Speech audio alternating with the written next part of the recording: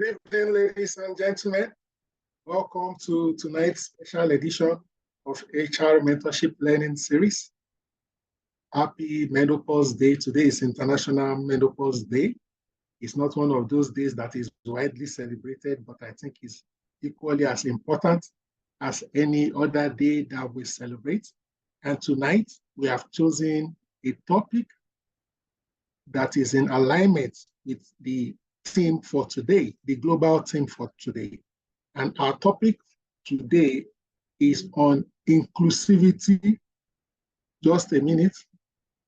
Our topic for today is inclusivity in action, supporting menopausal employees in the modern workplace.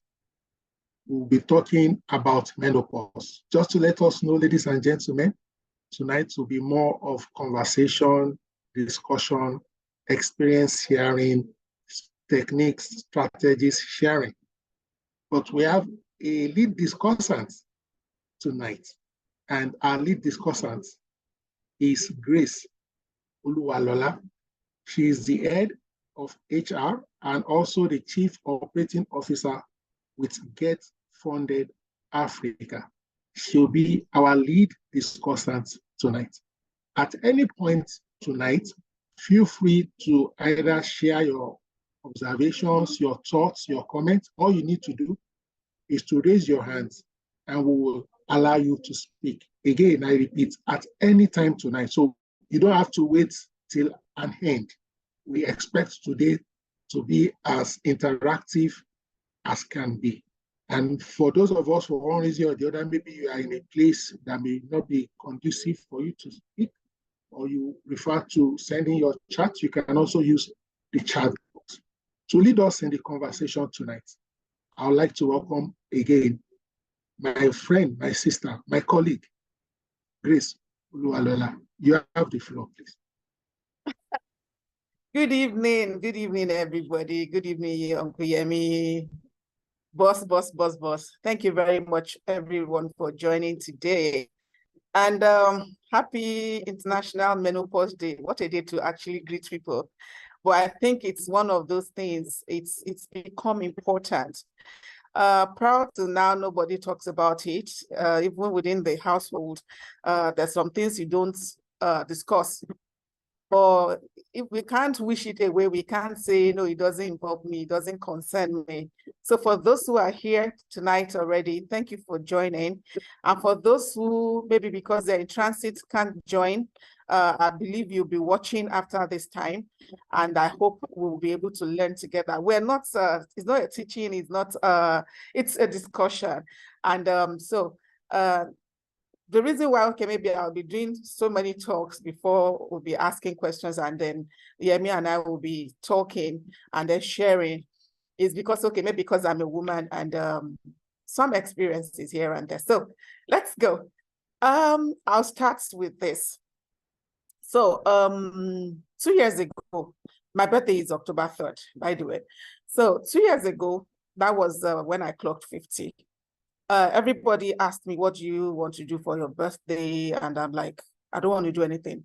I just want to go to church and give thanks to God, nothing more, because I like to be a private person, even though I can organize party for the whole world. So, well, I didn't succeed in that because some of my friends cornered me and then did some kidnapping, and then I found myself in a party. But that's not the story. And shortly after that, so my birthday was October 3rd, I think about November, I just started noticing this thing that I became restless. I was always sweating. My sleep pattern changed. And the first thing that came to my head was, village people.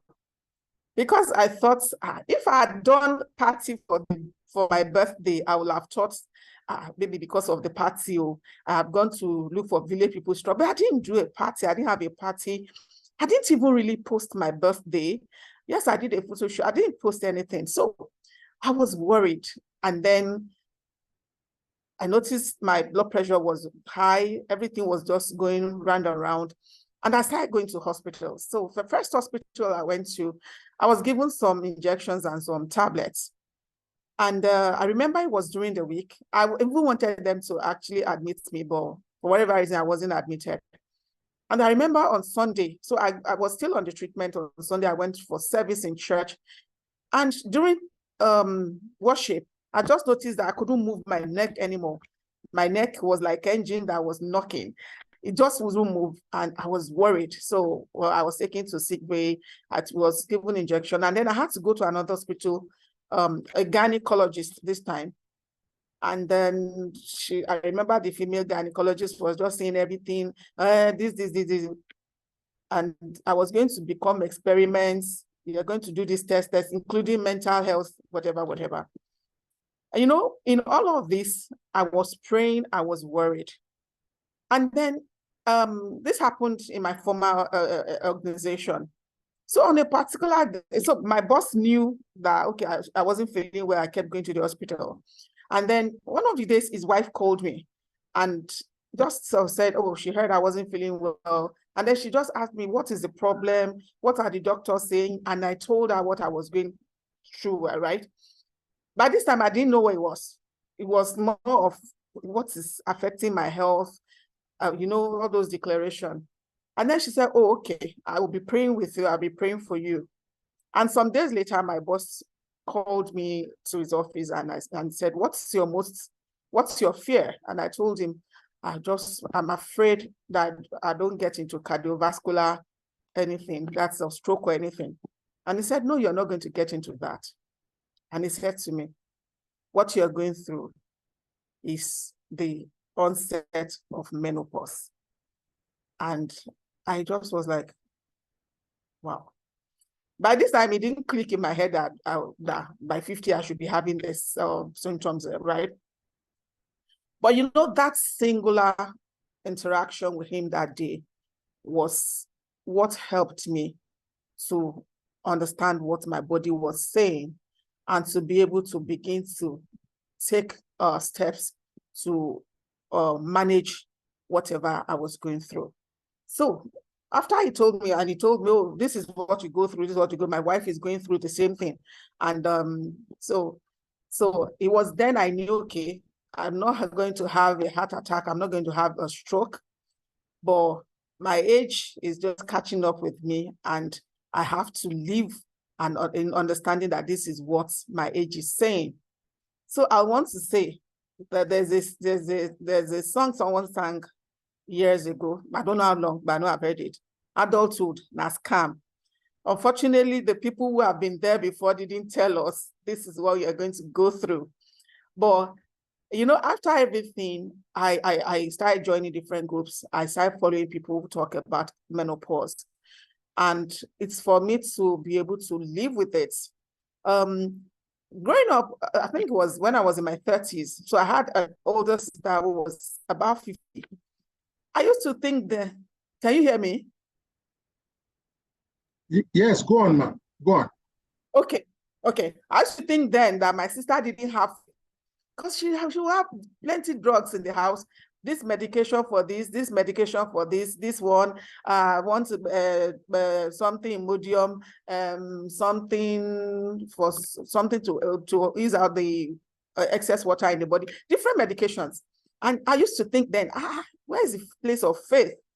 But you know, when the whole thing started, and I saw that having to take some of those medications she was taking then, and I just started laughing that, sometimes when you don't understand something, you think you do, but now I know better. So that is just the background story to what we're talking about today. So the whole world is talking about menopause, and we cannot afford to be left behind in Nigeria.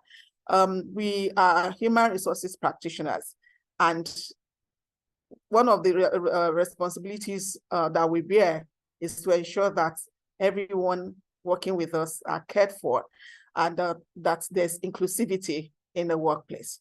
So thank you again for joining us. So Yemi and I will be having like a fireside chat tonight, and we hope we'll have more people join us and more people willing to share. So we're back. So Yemi, hi. Good evening again.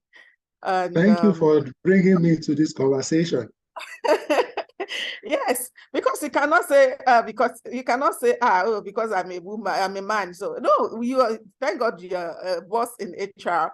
So we're looking at it from the angle of the person going through it, and from the angle of the organization managing someone who's going through menopause. By the way, there's menopause, or is it andropause? That's the male version. So the men in the house, you can't say it doesn't concern me. So the men though may not be as pronounced in symptoms as the women, but for those who are married, your wife is going to get to that point, and it's good to know how to manage her so that when she's doing some of those wonderful things that we do, God help you, you don't like AC, and somebody is putting on fan, putting on AC, and still say complaining of being hot. I hope we can manage it that time. It sounds really ridiculous, but this is what it is. And this is what we have to go through. But it's part of what makes us unique as human. We didn't have people tell us when we're growing up, but now we're telling people who have come behind us that, oh, there will be a time when you go through this, but how do we manage it? So, Mr. Adeosun, my first Thank you question to so you. much.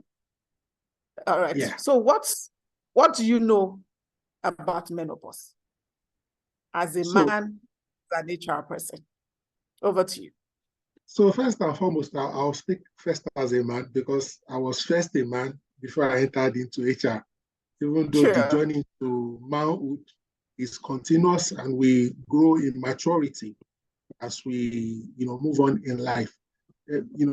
First and foremost, I think the first thing that occurred to me is that maybe menopause may be associated with a stage in a woman's life that maybe she may not be able to give birth to children again.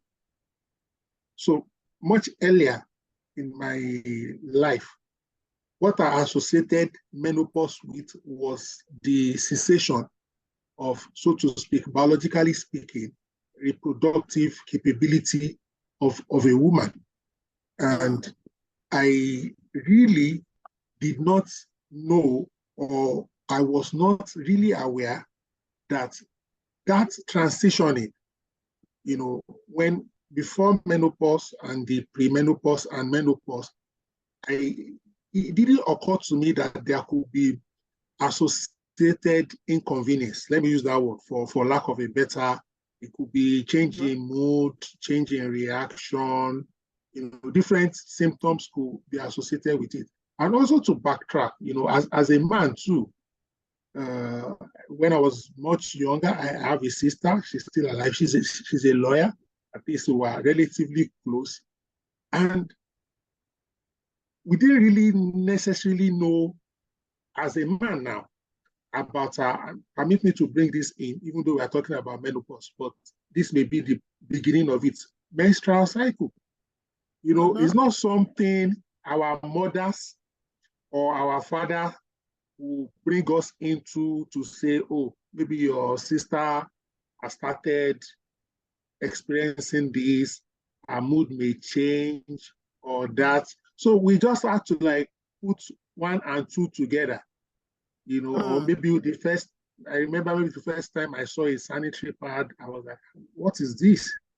So the first thing I would like to say to contribute is conscious education and enlightenment, which is part of why we're having this conversation tonight. So that first and foremost, it's not like a secret. It's not a taboo. It's not something you don't want to talk about. I remember speaking about menstrual cycle now, even though that's not the main focus.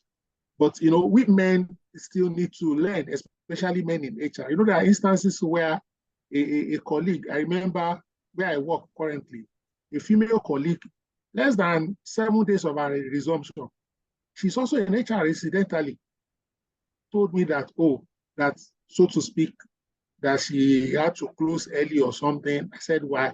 Said, it's the first day of her period, and that she used to have excessive discomfort and that she may not be able to come tomorrow. I was like, just day 7 of resumption. But this is me being open and vulnerable. I'm like, really? Yeah. But it now occurred to me that, hello, Oluyemi, are you saying she should time her period before she resumes so that she will be able to have worked for 30 days? It doesn't necessarily work that way. So I, of course, I have to take it in good stride to say, okay, don't worry.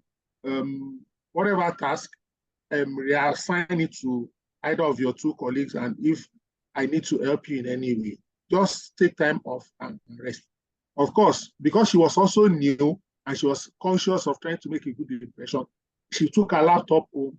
Sometimes when she feels stronger, you just see some emails and then quiet for some few hours, then some emails. Well, I think is because of understanding. And I saluted her for having that courage to be able to tell a man, maybe if I was a woman, because later I had to think about it, how comfortable was she? You know, some other people might have just cooked up a story. She was blunt and direct, said it like as if, oh, I have headache. And I'm going somewhere that conversations like this must be normal, irrespective of our gender, our age. And that's why I particularly like today's topic, inclusivity in the workplace. You know, when we are talking about diversity, it's not just about male, female, Hausa, Igbo, Yoruba. This is also part of it. You know, when you have maybe a certain cluster of staff, maybe in a gender or in an age group or a phase of life, experiencing certain things that may not be regular, let me put it that way. How does the organization, their colleagues, how does HR respond? How do we provide support? So, for example, there may be 2 scenarios. Scenario 1 is that female staff has been with you for long, 10 years, 20 years. So you already have the work history, the work ethics. So if this person suddenly is going through menopause or menopause and is affecting availability, productivity, maybe we may not be quick to judge to say, oh, place her on PIP, you know, or begin to say, we don't understand. Has she lost interest? Is she looking for other job opportunities? Why is she taking time off? Or why is she behaving funny? You know, but I'm just thinking, what if this, we hire her as a middle-aged woman? Maybe as a senior, as a director, will she be comfortable to say, hey, ladies and gentlemen, colleagues, or HR, or my line manager, this is what I'm going through right now. And even much more importantly, and that's why from the story you shared, I was happy that it was a man who was part of the process to help you detect, so to speak, what was going on with your biological, your physical body at that point in time. So it calls for more enlightenment, it calls for more sensitization and sensitivity, and also empathy.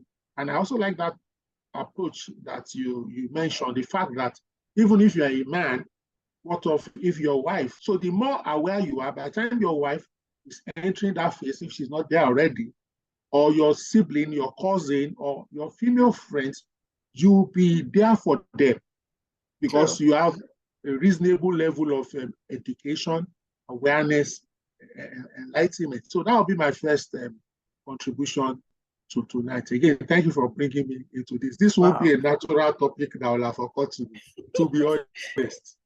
Thank you so much for that feedback. And you know, you just took the discussion over to another point that is very, very, even though that's not what we're talking about tonight.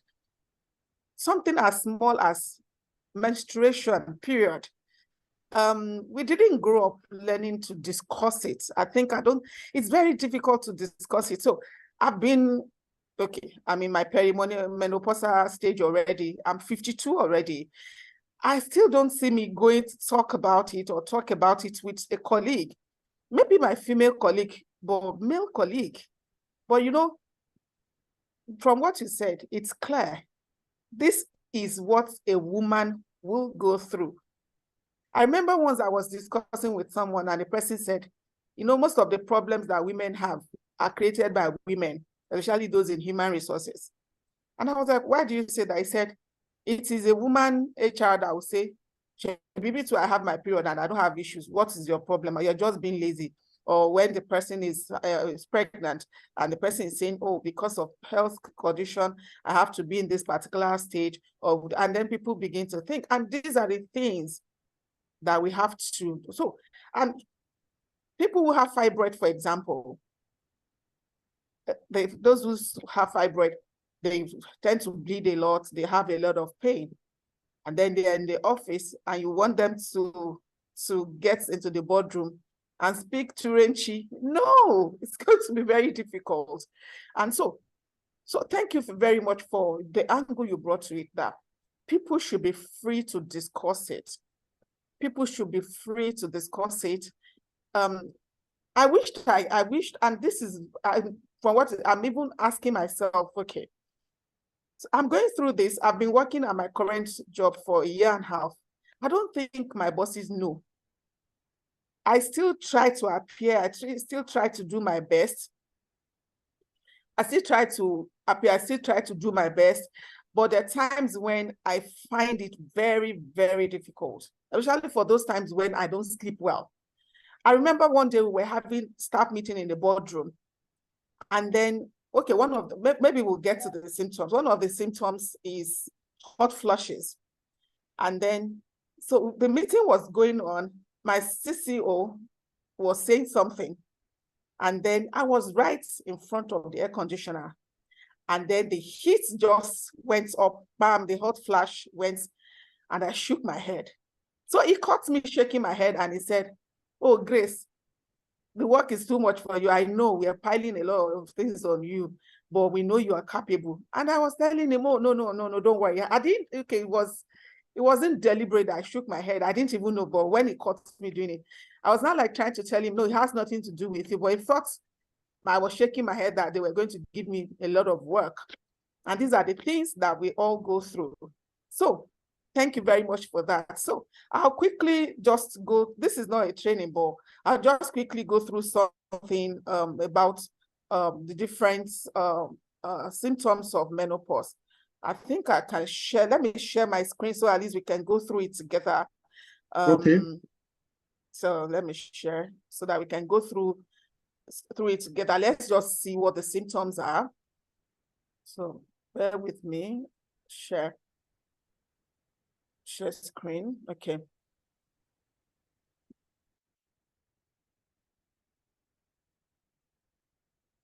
Share. Please let me know when you can see my screen. All right. You can see my screen now? Full, yes, but please make it full screen, ma'am. Yeah, I will slideshow. Bear with me, please.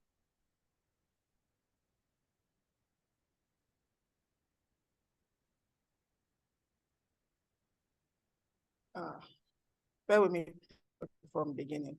Okay, so we're not using slide like that, but just so the different symptoms, let's just look at the different symptoms so that when we go through it, you may have seen a colleague exhibiting some of this, or maybe you are actually exhibiting it without knowing. And like me, you're thinking it's village people, or or maybe one doctor is there giving you medication. A lot of people will say, when you take this one, it will help you with this, it will help you with that.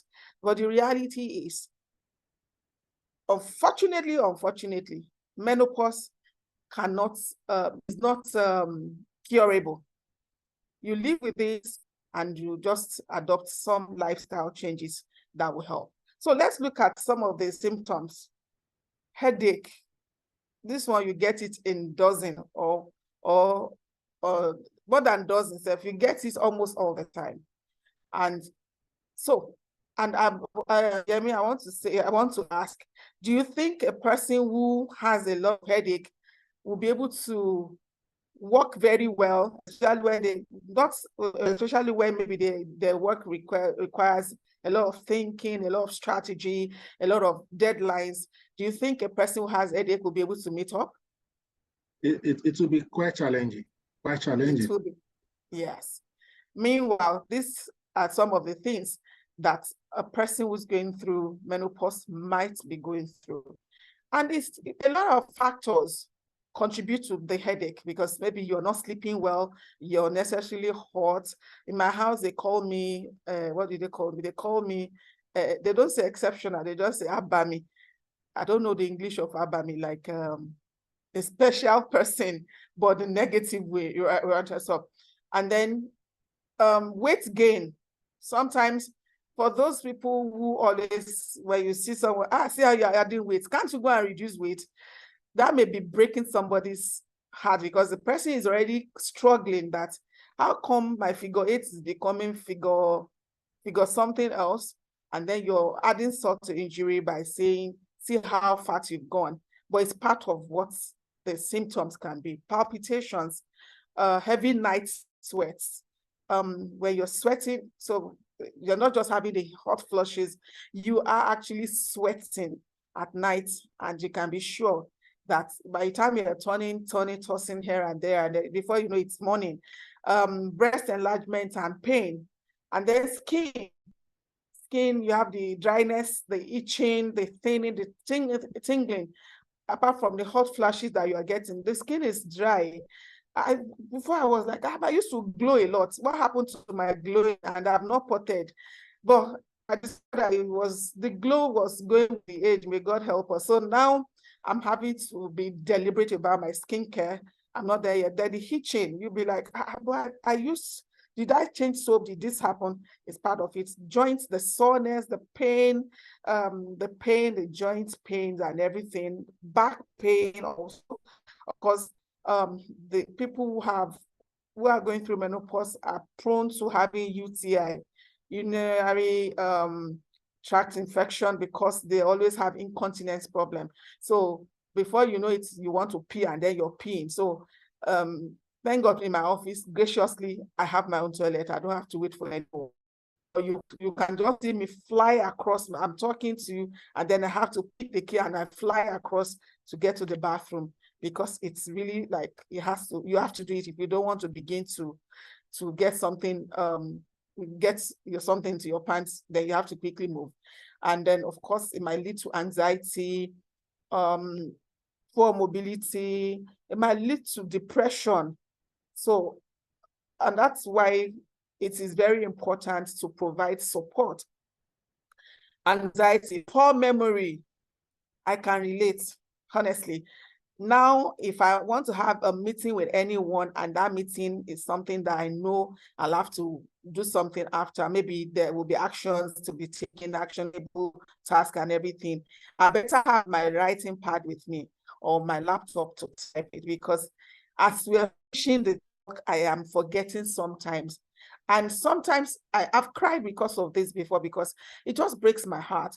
I'm not a dunce person. I'm not a dullard. But why do I forget things so much? And people say I'm brilliant and everything. What has happened? Well, adulthood has come. Depression, irritability, mood swings, less interest in sexual activity. The other room self may not really be what the person wants to go through.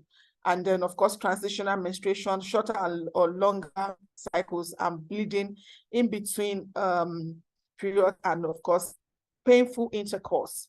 So this and many others, I still have another page, the next page, are the different symptoms. So I have frequency of periods might be too regular, might be not be regular, but there's some things that are just very, very common. The energy level sometimes will be low. The hot flushes is the main thing for me and for most ladies. When in the different places where I've had to also, maybe people talk about this, people who've gone through it, people are going through it. They talk about the mood changes, the hot flushes, the low libido. So uncle, that auntie that is very sexy now, that is, oh yeah, the time is going to come when she's just going to tell you, sorry, can we put timetable? but that's not what we're talking about now. But we do know that it's the total person that we need in the workplace. It's when a person is happy, a person is okay, a person is total, mentally, physically, emotionally.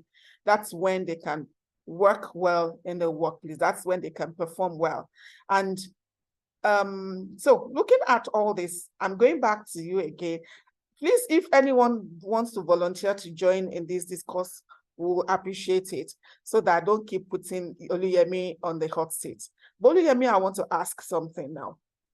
So, say for example, I'm going to give you two different scenarios that I want you to please act upon. And I'm talking to you as one who's been in human resources management for a long time. So, first scenario, you have an employee who joined the organization 18 years ago. When they joined the organization 18 years ago, they were in their 30s. I think they just clocked 30, and this person came into the organization as an entry-level executive.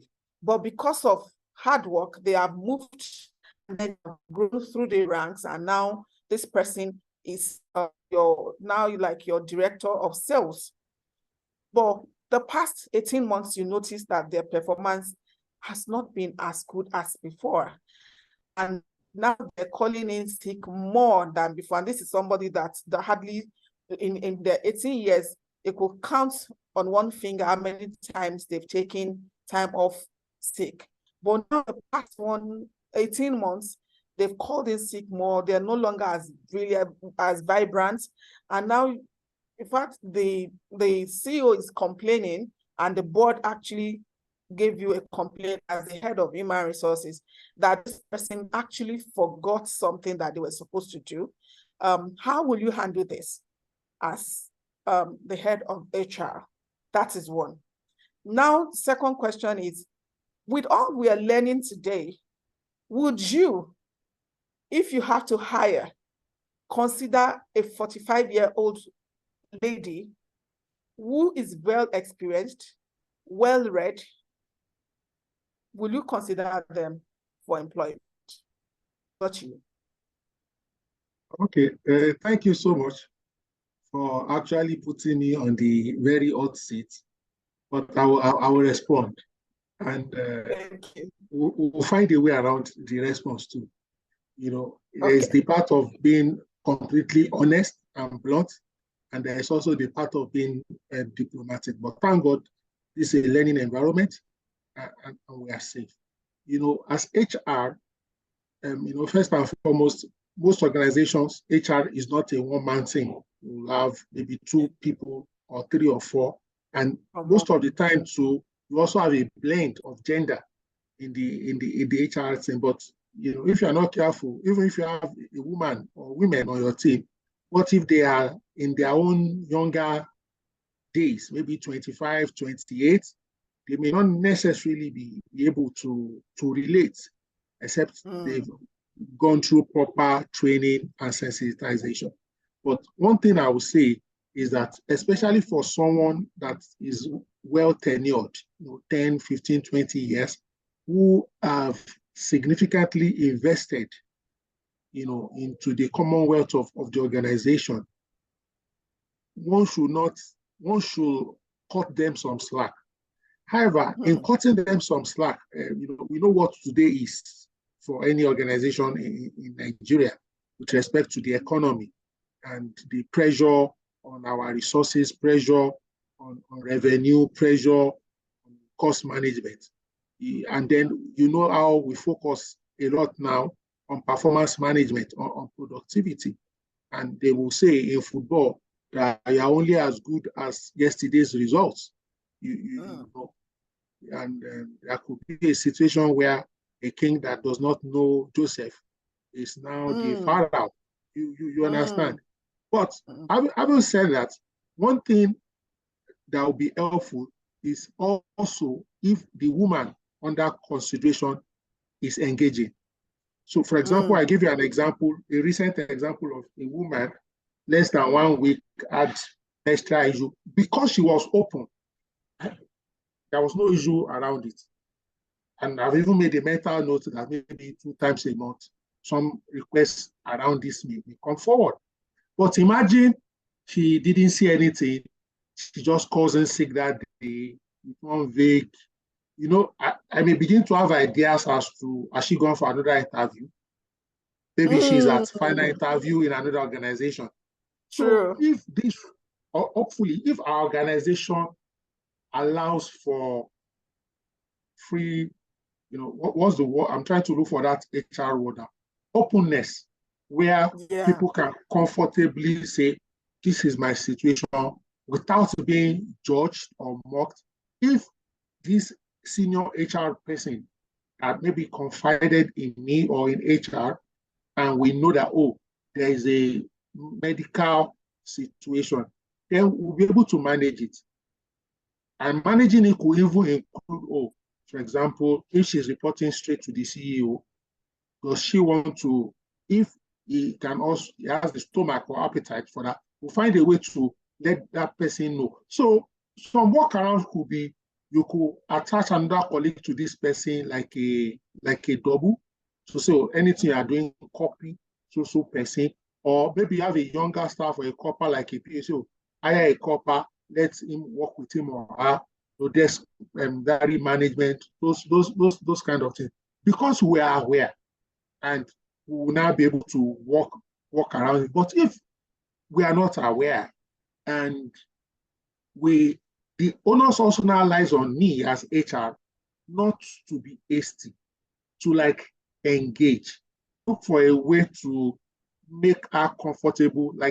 I'm tempted to say a Yoruba, but I'll say it in English.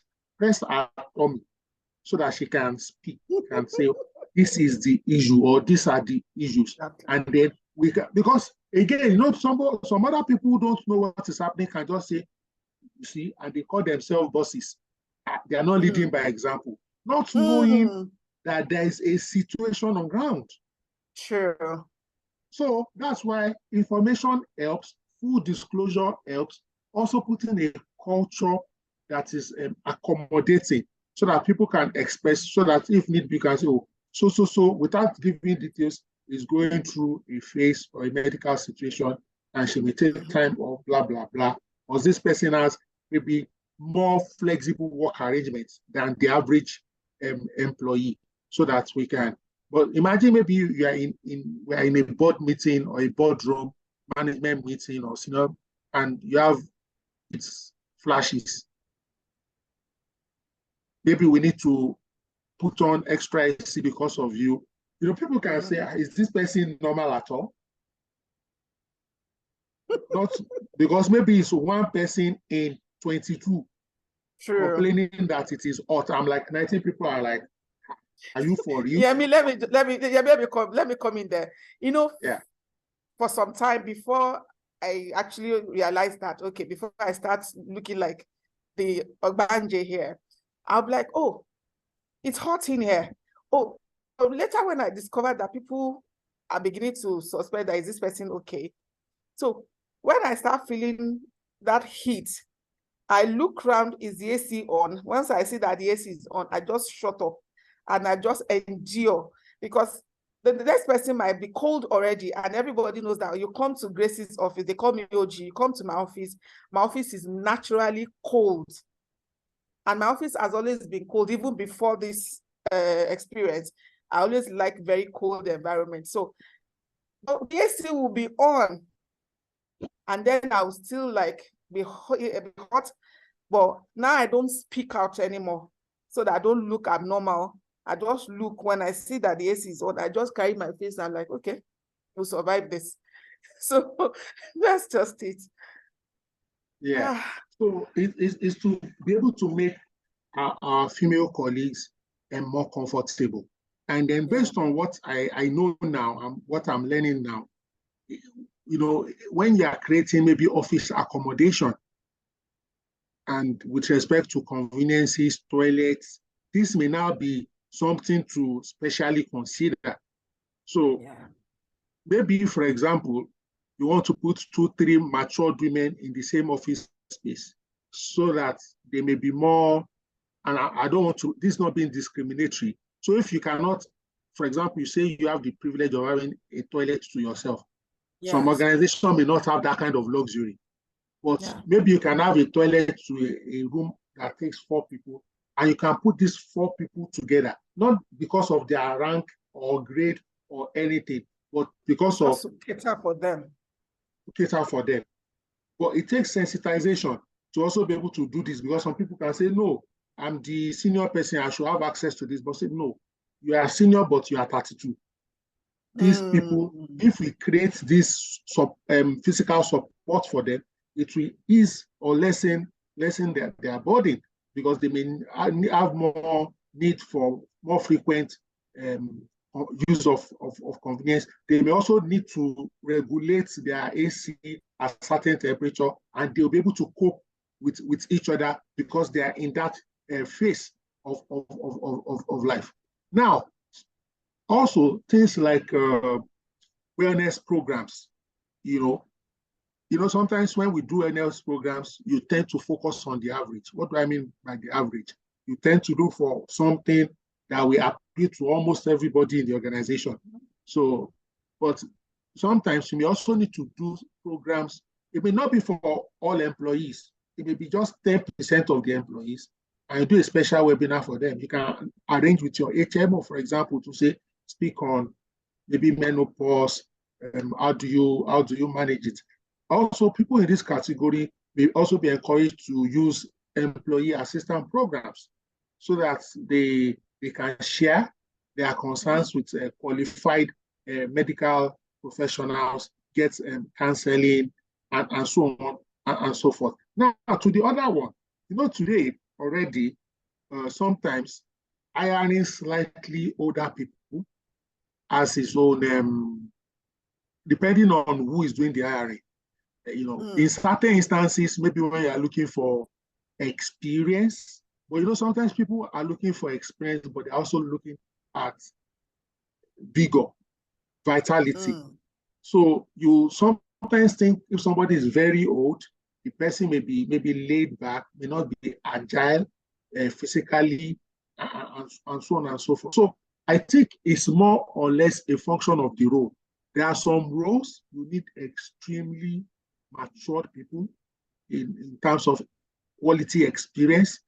But so if you are looking for a coach, for example, between maybe a 25-year-old and a 50-year-old, you may prefer a 50-year-old because that 50-year-old might have been to 10 Olympics. But if you want an athlete, you will prefer a 21-year-old and not a 50-year-old.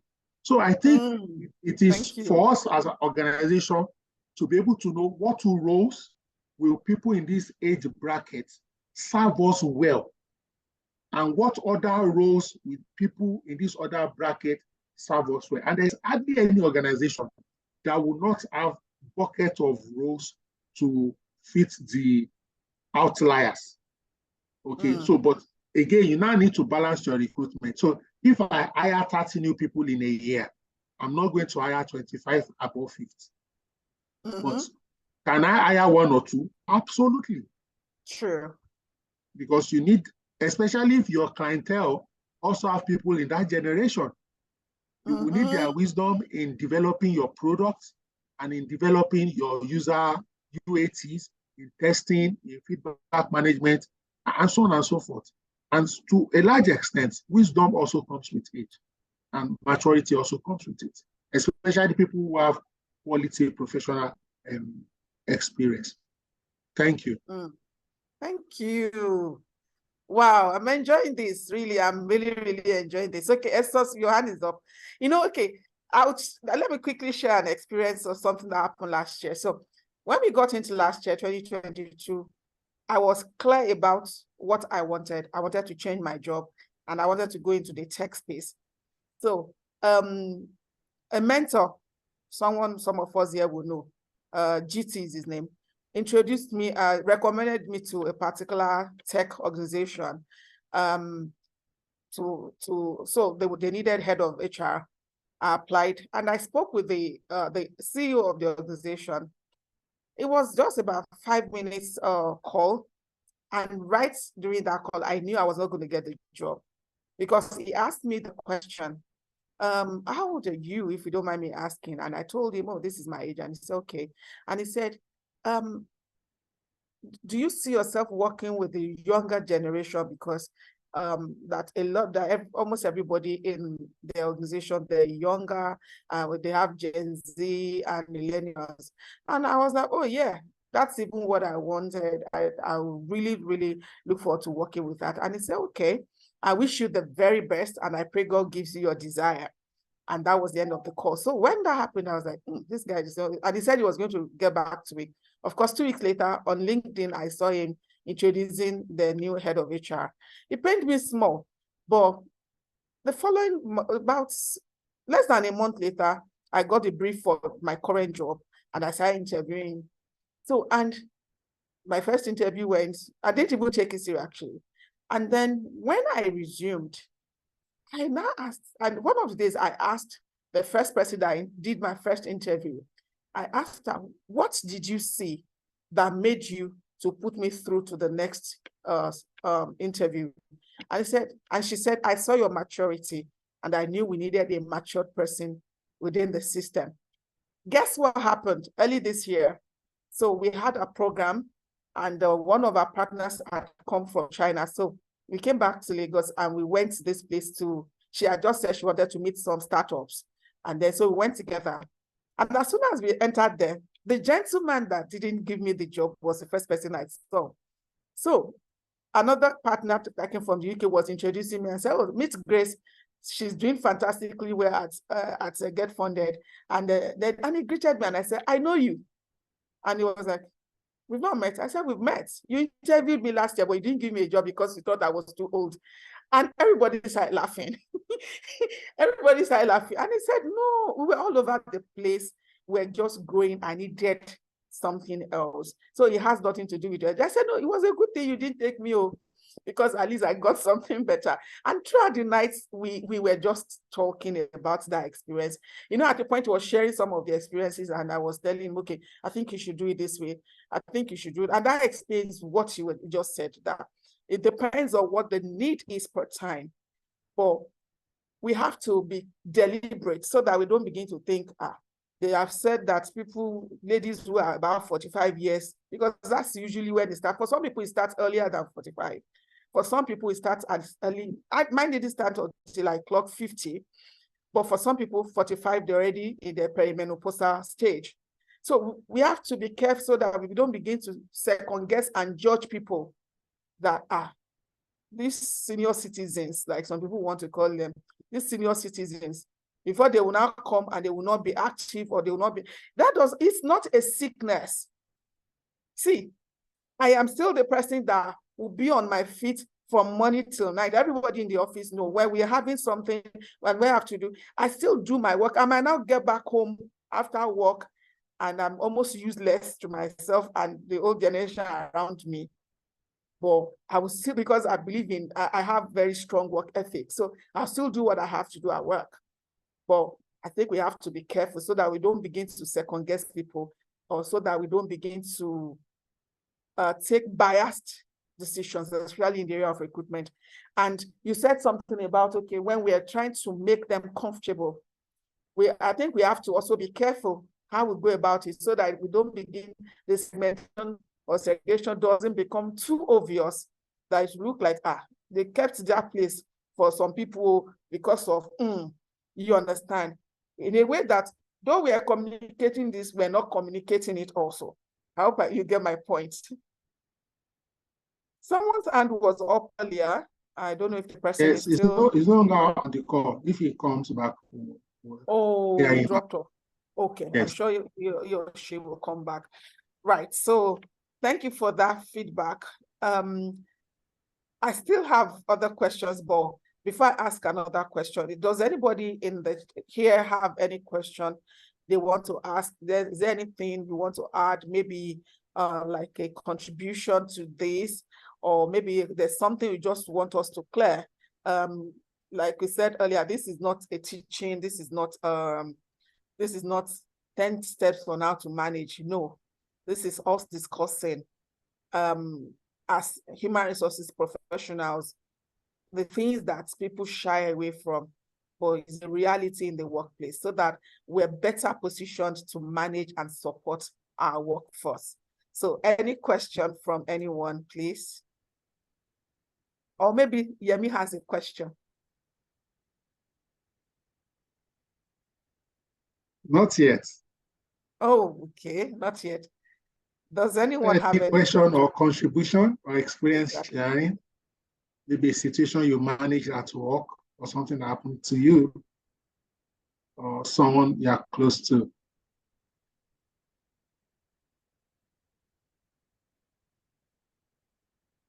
Okay, so we don't have any question or comments question yet? at the moment. So what advice would you even have for the woman going through this phase at work?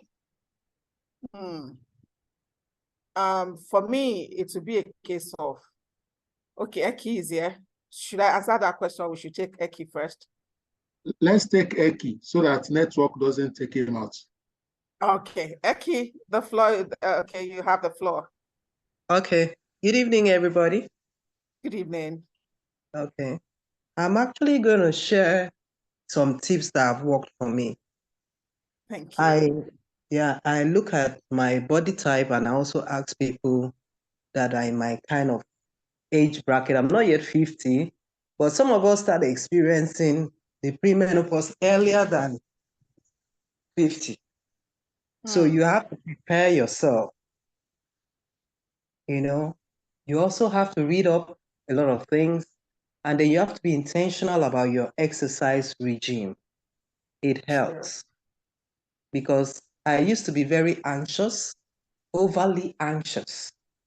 But I realized that when I started doing yoga in the morning, I get calmer all through the day.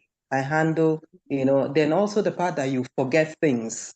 You could even be talking and you just forget what you're about to say. It's so embarrassing. Yeah. So you need to be intentional about when you're going to take the floor, to speak. Then you also need to also watch your diet, because people's hormones are different. We just bust, some people add weight, some people lose weight in premenopause or menopause. So you have to watch your diet. You also have to take your exercise regime seriously. And then you also have to learn to write down things, because it can be so embarrassing walking into a meeting and you lose the thought process, you lose the flow, or you even forget a very important assignment till that morning, So I want to also ask that if you find yourself in that space, or if you're a HR person and you see a colleague struggling, some of them have not even read about menopause. They're not even aware. They don't even know what's happening to them. You can have a meeting and talk to them about it. Or you could also share materials for them to read up, But I encourage people to keep the communication open, because there's nothing wrong with telling your senior colleague who is a man that, oh, I'm going through stuff and I can't put in my best today. I do that often. I used to have very terrible menstrual cramps. So right from my very young days, when it's bad, it's bad. You see it on my face. I can't work. So everybody around me, they got used to it. So I also encourage people to feel free to talk, feel free to speak up. Because sometimes, if you're shy about it, you'll be struggling and it will affect your performance, because the person at the other end is not a mind reader. So you might not even know what you're going through.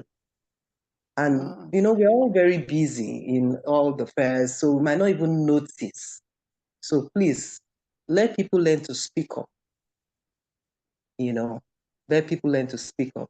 And if they share with you, don't make it look like, oh, it's the worst thing that's happening, especially if you're a man in the HR space. You hear all sorts of, so it just brings up.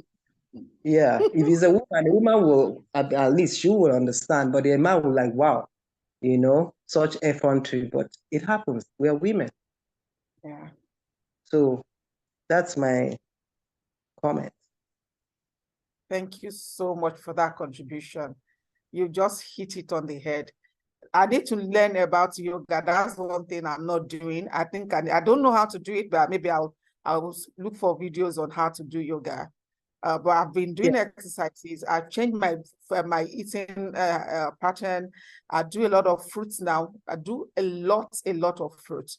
And I think that's helping me. The only thing I'm still struggling with is the sleep. I pray I get over that. Yeah. Well, thank you very much for that. Abiola Sejumola. Sorry, just before that comes up, please, for the sleep, you could try getting more vitamin D in the morning. Okay. Yeah, it does. And increasing your magnesium, because I had that same challenge. And I'm not even yet 50, I'm 2 years from 50, but man, I started experiencing mine quite early. So I increased my magnesium and it helped. I do the yoga, and then I also take a lot of chamomile tea and reduce anything that has caffeine in it. Yeah, I don't do caffeine at all. Yeah, my sister made sure the chamomile, I think I'll have to get it. Yeah, people think Lipton tea doesn't have caffeine, and green tea, it does have caffeine. You hear people say, I can't start my day without a cup of tea. Oh, a lot of them have caffeine. Yes, so look for the tea. Even some soda. Yes, some soda. For me, even ordinary Milo keeps me awake. Is that bad? And then for months now, I've been off soda. I've not had soft drinks. I'm deliberate about everything. So if for my cravings, I make Zobo myself, and I make sure I put a lot of fruit. So I still get almost the taste. So I'm off sugar, trying to make sure that I stay healthy. And I noticed that from when I've been doing the fruits and the walk, my health has improved greatly. Thank you very much for that. Thank you for those contributions. Abiola, over to you, please. Please unmute yourself. Okay, good evening, Ma. So I want to say thank you. Yeah, I want to say thank you, Ma, for this impactful topic. Honestly, this is a topic that is real in the workplace, but nobody seems to pay attention to because it is kind of gender centric. So thank you, Ma. So in my own situation, it's not personal because I'm an HR executive in a company, but it happens that there's this particular staff. She always has a serious menstrual cramp on the first day of her period. So she takes like a day off, or sometimes she has to leave the office very early and it's that bad that she has to get to the hospital to take drips just to calm her down. And the MD of the company is a man, and he seems to have problem with it month on month like that. He keeps complaining that why is it that she's the only one taking permission? She's the only female in this office. Sometimes he might even instigate me to, send like a threatening mail to her. And I start to wonder that I've at least I've felt this thing before. Fine, I thank God I don't have cramp, but it's not something I've not felt before. So I know how it is. But for a man to be instigating me to be sending a threatening mail to a lady who has a serious menstrual cramp, as a no show of sympathy, nothing. So I want to ask, how do you get to like enlighten such a man that is not something that any lady has control over? How do you try to let the person, how do you create that awareness? Because as an HR person, you will even be following up. Have you done this? Have you done that? Just to threaten the lady that she's taking break every month just for period. He doesn't see it as something serious for her to be absent from work. So how do you create that awareness just to let him realize that at least there should be a show of some empathy when it's that time of the month? All right, thank you very much. Okay, if I were to be the human resources person in this case, I would have to sit with the CEO to let him or him know that, okay, sometimes, oh yeah, we know so much in HR, and we don't have to divulge. We're like doctors, but at times when you have to put it on the table and say, this is how it is. So if I'm trying to explain to the CEO that I may not go into details, but I'll just say, we need to be understanding with this person. It's a female thing, it's a woman's thing. And if he's saying, oh, how come it's only one person having this, but the other ladies, I'll let him realize the fact that it's individual bodies differ, and unfortunately, this person, we have to manage it. So if the kind of job is what they can do remotely, I can work with the CEO and this person to do so that this person will know how to calculate. So we can just do that. Okay, the first working day, the first day of the period, they can work remotely. So once some people have that 1 day pain, and there's not, when they need, there's nothing you can do, because you can do, the worst you can do is to say, okay, don't work with us anymore. But you can be sure that if you've seen someone who's gone through menstrual cramps, the terrible one, it's not always fun. I know someone who, it's always ambulance on the first day. 111, this is back in the UK. 111 knew this person, because when they're in their period, if they are at work, they'll have to call ambulance. If they're at home, they'll have to call ambulance. So it's because they're usually messed up. Can we change something about it? Yes, maybe we can support them, ask questions, recommend that they meet with gynecologists, because sometimes it might be one of the symptoms of fibroid, but it's not going to be us saying, do you think you have fibroid? We can only recommend, we can only point them. But to the CEO who is saying this thing, we have to make it clear that this is what is going on. I've had women working with me who had different things that synonymous to women, the PCOSs and everything. I won't divulge everything. I won't say, oh, this is what this person, but I will say it's a woman's thing. Trust me to work with this person. And I think it has always worked. But you only be lucky to get it sorted if you have a listening CEO. If you don't have a listening CEO, then maybe I'll hand over that bit to Yemi. Okay, so let's quickly take Eki again, then we'll come to Samuel Yola. You have the floor, Eki. Okay, I had a similar experience. Unfortunately, my CEO was a woman.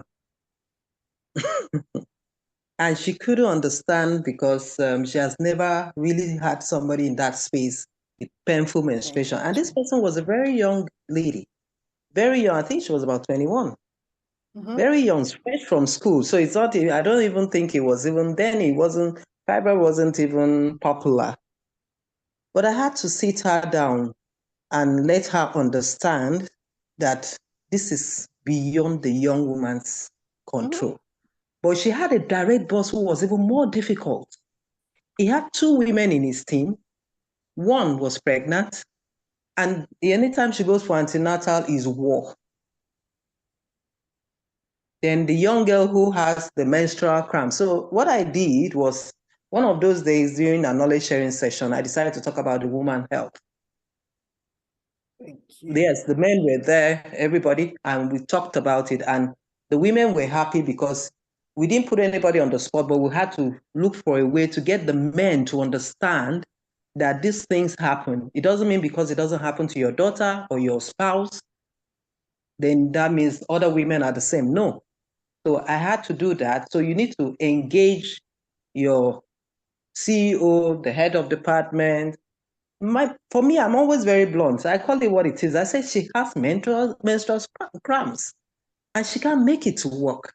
I don't even go and say woman issue. I nail it straight to you as it is. So I had that. After that session, I noticed that a lot of the men were kinder. There was a lot more empathy from their part towards their female colleague or subordinates working with them. In fact, at the point, we came up with something that if you know you're in that space whereby you have terrible cramps and you can't make it, please, you take your day off, but it to be counted as part of your medical leave if it's the one that has to go up to 2 days. So we have to give them that extra privilege. Because there has to be a way to work around. It's not everybody that is fibroid. Some people just have that cramp, maybe because of their diet. You know, because I remember when I used to have mine, my mom kept saying you need to reduce the sweet things you take. But it was till I finished NYC that I realized that part of what was causing mine was all the soda. So I had to go off soda. But you know, some people is beyond soda. Yeah. So we need to engage the CEOs, we need to engage the heads of department and the male folks in the workspace. Thank you. Thank you so much for your contributions. Thank you. Thank you. Samuel, please unmute yourself.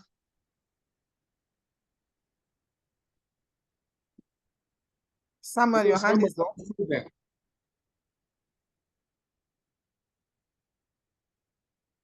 Samuel, are you okay, for the person who asked the question earlier, is your question answered? Is that clear? Good evening. Good evening, Samuel. Good evening, okay, sir. Good evening. So I just want to add to what you said on some people may be shy to open up or tell you their problem. So I think is also that kind of thing depends on the relationship of the head, the staff or colleagues. When you have a good relationship with them, then some of them may even come to you and see you as somebody that they can share their problem with. But if someone is like a boast person, then it means they will shy away from telling you their problem. They will just give you brief. They will not be able to speak out. Then the idea of a seminar or a workshop on that will also help the CEO or any head that looks so low, that didn't understand that situation. Through the seminar, you can insight, because some don't like when you say something that concerns them, but in a way that they will understand this is how it is, then they will be able to understand what is happening. Because it's not all of them that really understand. But through the seminar, because I had something, a similar problem with in my place of work, I have to organize the seminar. The director is there and other staff. So I have to link it in a way that it talks about the part of the staff and the part of the director, so that they're able to understand how things are going on, so that there will be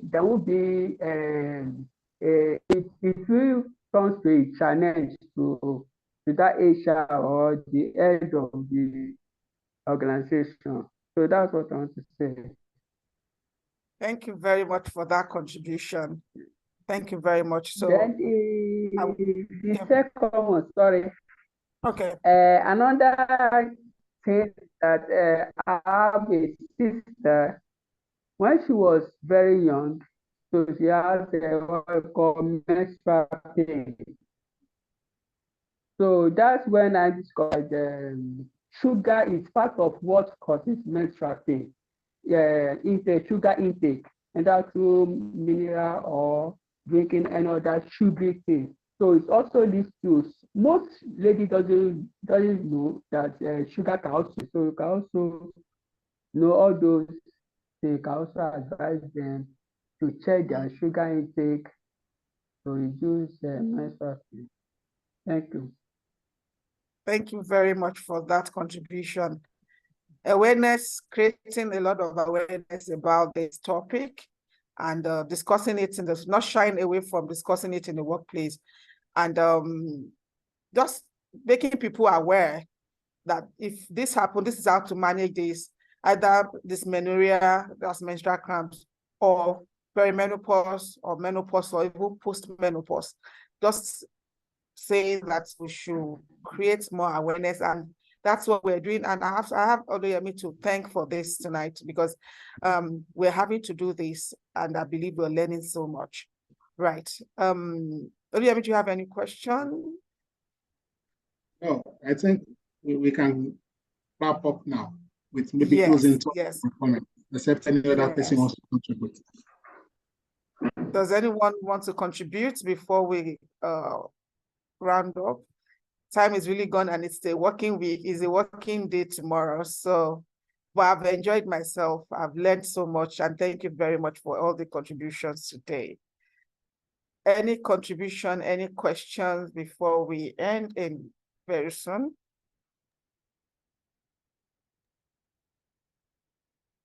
Hello, please. I want to ask you, can we get the copy of Yes, the recording will be shared. The recording will be shared. This program, the copy, the recorded one. Can you hear me? The recording will be shared. Okay,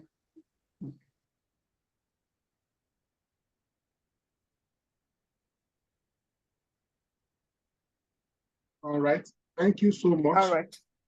Right. So in closing, I just say supporting menopausal or menopausal employee in the modern workplace is not only about providing the reasonable accommodation, but fostering a culture of empathy, letting people around, apart from management and HR, know that we have to be empathetic towards people who are going through menopause.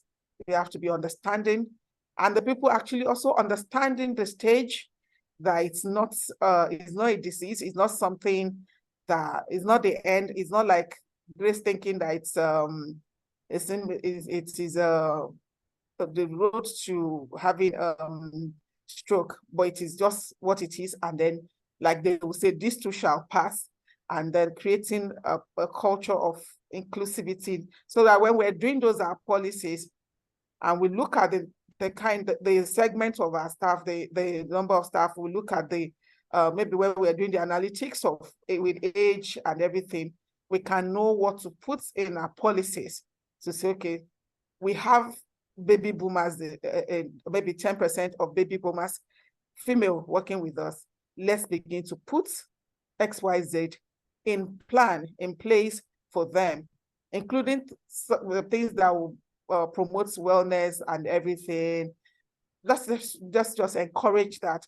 And I believe that that will help us to have a very good working place, a very a work environment where everybody is included, everybody knows what they're doing, and everybody is happy to come back to work the following day. I'm going to say this as we close. One of the things I've learned, yes, I know I've had to read up and everything, is I'm going to have to speak with my CEO. Interesting thing is, my two bosses, that's my co-founders, they're males, and okay, age. So I'm supposed to have a meeting with my CEO tonight. After this meeting, I'm going to, okay, I just finished a training. I just finished a discussion, and it's based on this. Are you aware that I'm going through this? I'm going to have to do, because all the while I've not, see, I tried to prove that I'm strong, and I know I can be very strong, but there are times when I felt, I wish I can get better support from these people. But like we all said, how will they be able to support us if they don't know what we're going through? So I can only wish for them to support me. But if I don't ask for help, they will not know how to give it to me. And I hope today all of us know how to ask for help and how to give help, how to be better managers, and how to be better human resources people. Thank you very much. I hand over to Oluyemi. Thank you so much, Grace Oluwalola, for this very insightful session. And I must thank everyone who has contributed tonight, everyone who joined this call midweek. I know it's pressure on our time, private leisure, family time. Thank you for joining. I must thank Eki Ai. Thank you for your invaluable contribution. I must also thank sincerely Eson Samuel Iyolakunle for joining tonight and for your contributions. And I think there's also somebody who also asked some questions, which also added flavor to tonight's conversation. I think Abiola Tejumola, if I'm not mistaken. Thank you, everyone who have also joined and listened tonight. We'll share the recording. I'll just, by way of my closing comment, I'll say when we are doing maybe events like parties, get together at work, please, as you are making provision for alcohol and as you are buying fuzzy drinks, also think about people who may have special dietary requirements, so that maybe fruits, or maybe you run a staff canteen or something.